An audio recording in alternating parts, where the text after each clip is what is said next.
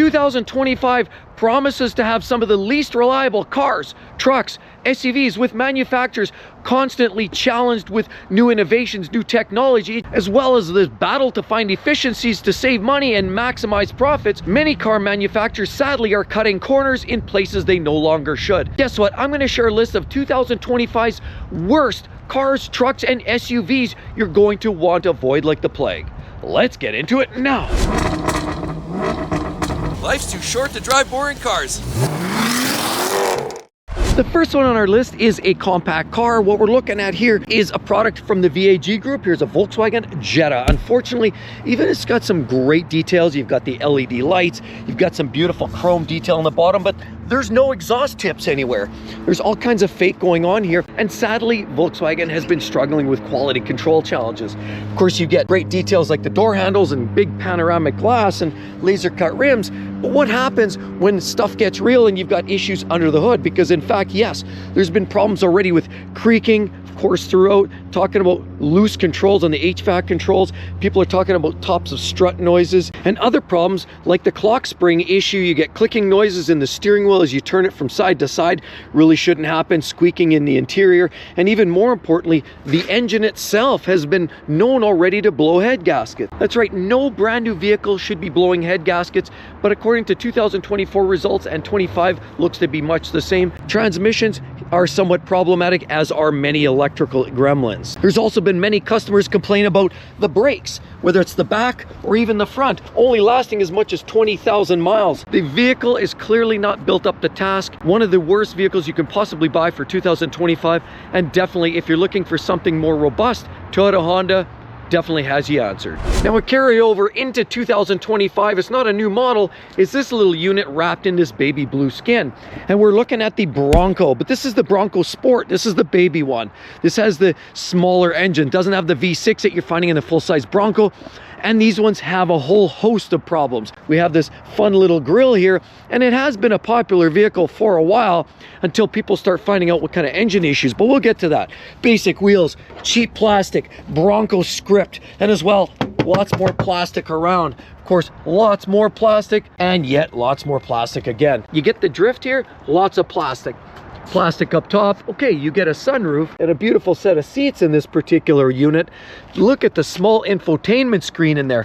Absolutely tiny, but that's the least of your concerns, because there's a 2-liter and there's a 1.5 liter in these vehicles. But did you hear the latest recall? The 2-liter EcoBoost engine has not been without troubles and has had some significant transmission issues. The vehicle in general isn't the worst, and a lot of people are okay with that 2-liter engine. The big problem comes with fuel leaks and injectors cracking, allegedly, on the 1.5, which is a big issue. NHTSA has chased Ford around the block to say you've got to fix this, and Ford came up with a patch, said they would fix it, set a tune in there so it detects a drop in pressure. They put a little trough and drain that fuel to drain onto the ground.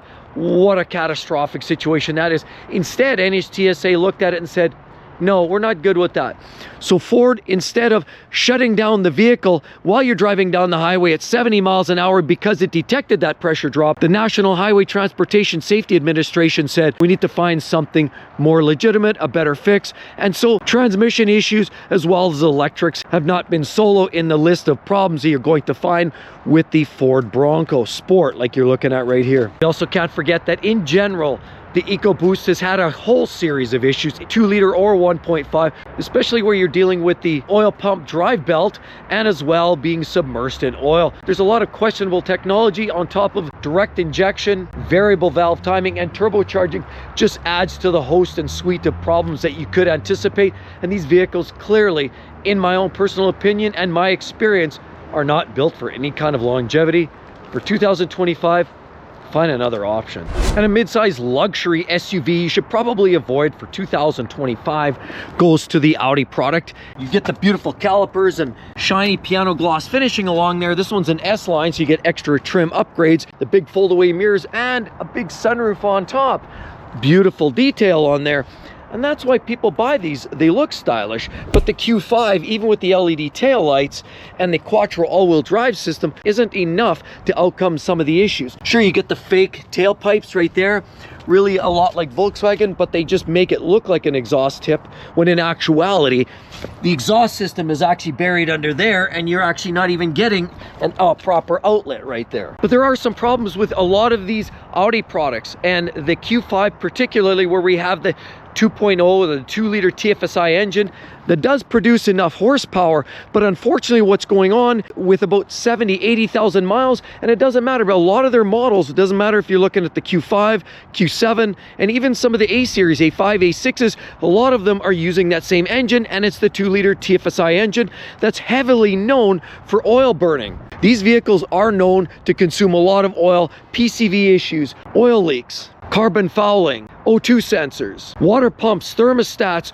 cooling line problems. And sure, while the base gearbox and transfer case are fine, the fact remains is there's way too many issues under the hood, where a lot of these vehicles, if you're not dealing with water ingress through here, or water ingress through the top, or water ingress through here, you're dealing with electrical gremlins, no start conditions, and a whole host of other challenges with MMI system issues, and power components seem to be a problem that plagues a lot of the VAG products from Volkswagen and Audi, unfortunately. As a matter of fact, the electrical troubles got so bad that carried over to the e-tron. Of course, we know those are pure EVs, and that was a big part of the issue, but electric gremlins were the challenge. And many people that I've spoke to said by the time you hit 60, 70, 80,000 miles, many people find themselves burning a quart of oil every 400, 500, 600 miles, which is far too much. And about $12 to $15 a quart, that gets not only expensive, but when you're burning oil, that is sludging up inside the engine, and that's causing other problems which can exacerbate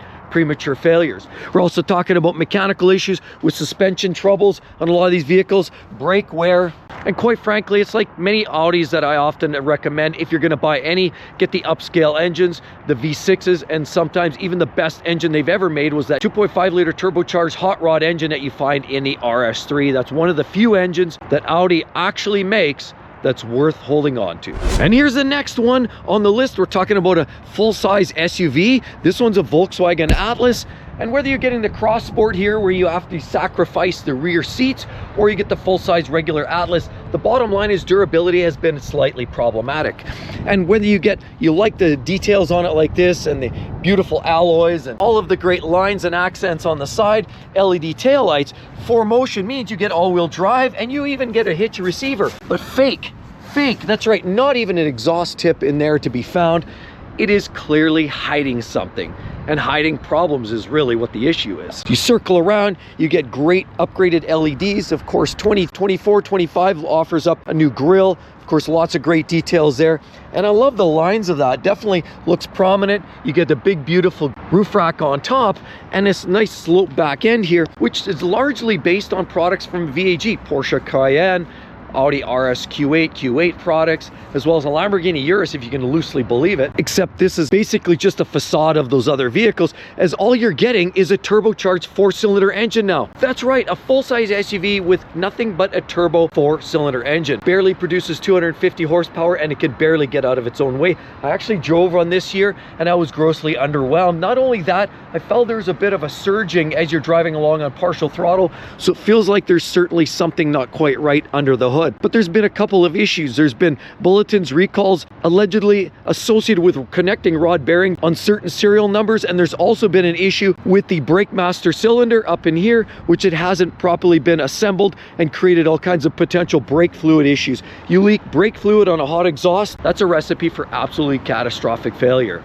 And because it's Volkswagen, and what we're finding quite often the late history is lots of electrical gremlins, problems with the sunroof, problems with all of the extra technology under the hood, and problems with water pumps, thermostats, and the regular gamut of issues with the EA888 engine that this engine is based on. Unfortunately, this is a vehicle that has too much to push around with too little drivetrain, and reliability is a serious concern. The Volkswagen Atlas, definitely one to dodge for 25. And the next one that's most problematic and likely going to be a problem buying in 2025, just due to some of the quality challenges, is this vehicle right here. Clearly it's a Jeep brand, and it has the big bold grille. Naturally, this is the older version. This is the newer version. You can tell quite substantially different. Beautiful little front end on it. Yes, you get nice alloy wheels on the Grand Cherokee. Two-tone handles, big beautiful running rack, as well as glass, and it's a good looking vehicle. Some even argue that this is a luxury vehicle, which I think they seriously went outside their swim lanes on this one. Well, you do have these impressive little taillights, LEDs. You do get a set of exhaust tips that you have this nice shroud, but you'll notice there's a lot of carbon developing on the tailpipes there. Painted fender flares and third row seating makes it very practical, and a lot of people are buying these, but we know the conundrums that Stellantis is going through right now, and Jeep is struggling with quality control challenges. And the real question is, are they going to continue to be in existence in 3 or 4 years from now at the current pace? Jeeps aren't selling very well, and a big part of it is the pricing, which makes them poor value for the most part, as well as the quality control issues. A lot of people are talking about brakes prematurely wearing out, power steering issues in a short couple of years, premature brake fail. And a few years ago they had that issue with the transmission, and you'll notice this one here has the rotary knob. Not a great design by any stretch of the imagination.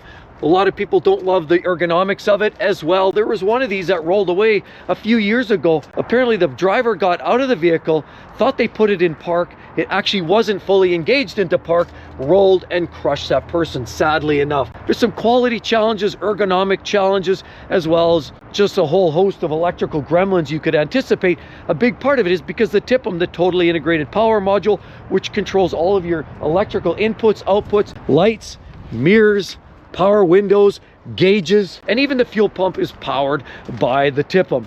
So a lot of these issues, when they start creeping in there, are related to that module, which end up costing customers often thousands of dollars. Sure, there's people out there that say, yeah, you can go third party and get them rebuilt. Yeah, that's always an option, but if you get these fixed properly at the dealership, you're expecting to pay thousands of dollars to repair. So the quality, the price, just not aligned. And the Jeep Grand Cherokee for 2025, maybe look for something a little different. Perhaps maybe a Lexus, possibly an Acura. And if you're looking for trucks, there's some great options out there, but the new Ram isn't necessarily one of them. Unfortunately, for those die-hard lovers of the Fan and Mopar products, they've lost their V8s. So 2025, which is the older outgoing generation that we're looking at right here, as you can see right here, this is a 2021 model year.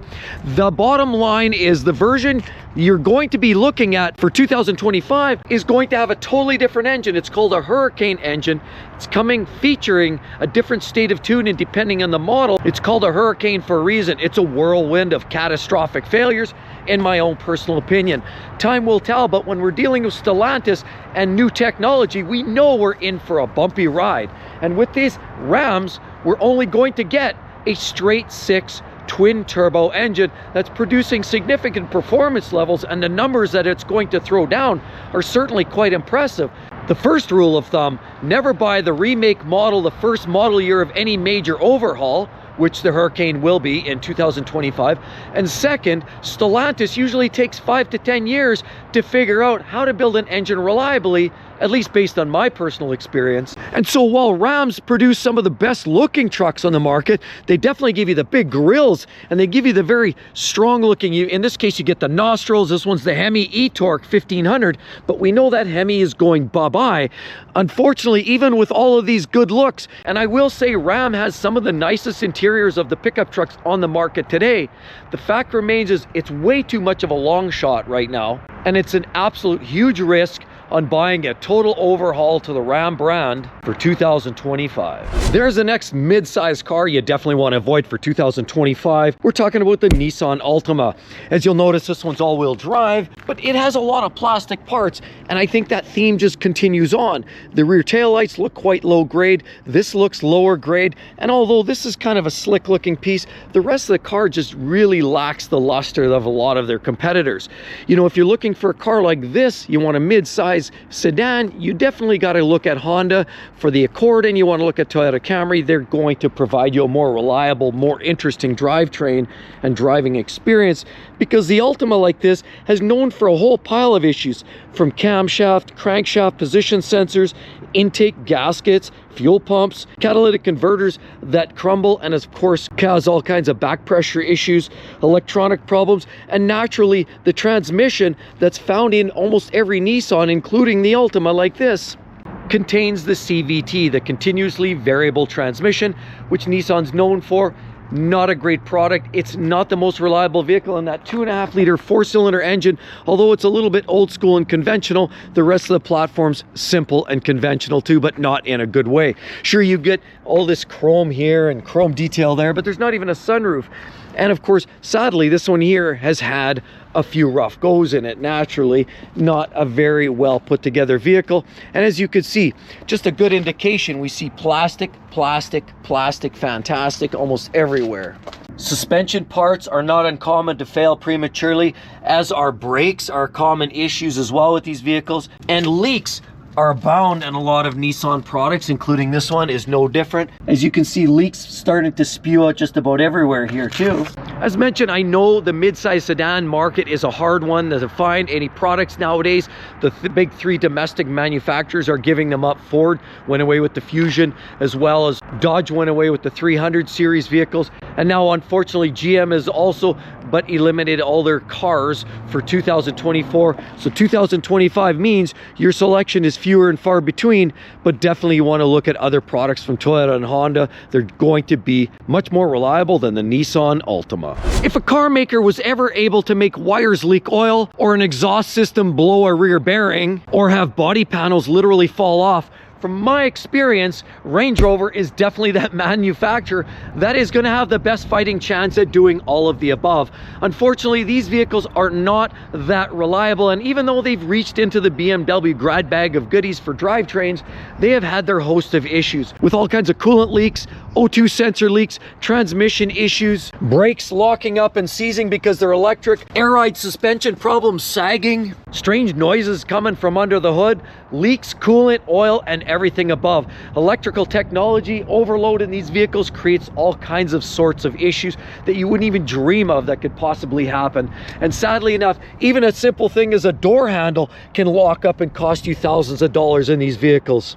And unless you earn the salary of King of England as well, I would suggest don't even want to try one of these outside of warranty. They will literally put you in the poorhouse. The Range Rover and Range Rover Sport, definitely ones for the ultra mega rich. And with all of that said, check out right there, yes, great popular video about the best vehicles you're going to want to look at if you're shopping for a vehicle in 2025. Hope to see each and every one of you on the next one. We'll see you real soon. Bye-bye.